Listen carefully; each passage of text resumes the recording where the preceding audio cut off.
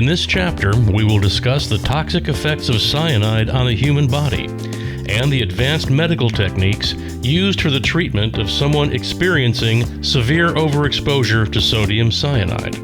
Here's what happens. Cyanide dissolves in the bloodstream and is carried to the body's cells. It has an affinity for cytochromes, which are mitochondrial enzymes involved in energy production at the cellular level.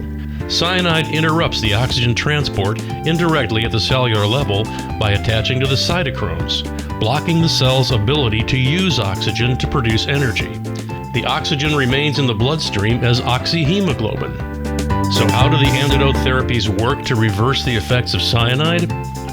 The nitrites from either amyl nitrite administered by a first responder or sodium nitrite administered intravenously by a trained paramedic, nurse, or doctor converts hemoglobin into methemoglobin. Methemoglobin has a strong affinity for cyanide and will extract the cyanide from the cytochromes. However, methemoglobin cannot bond with oxygen, so there must be a balance in the blood between hemoglobin and methemoglobin in order to supply oxygen to the cells versus removing cyanide from the cells. Medical literature recommends that methemoglobin levels be less than 30% of the total to prevent adverse health effects.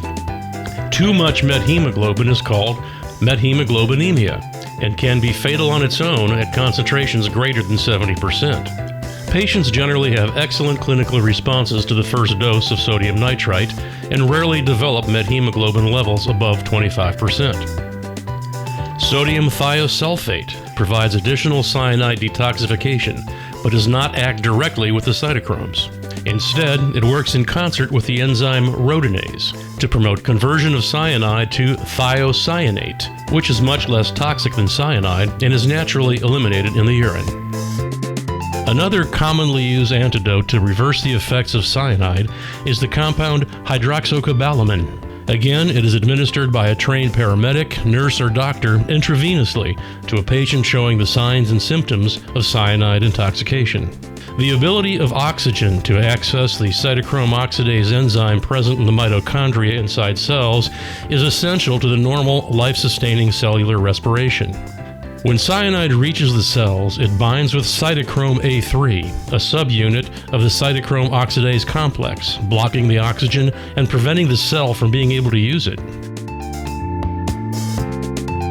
Hydroxocobalamin binds with the cyanide to form non-toxic cyanocobalamin, a form of vitamin B12, which is then excreted in the urine, enabling the cell to use oxygen again.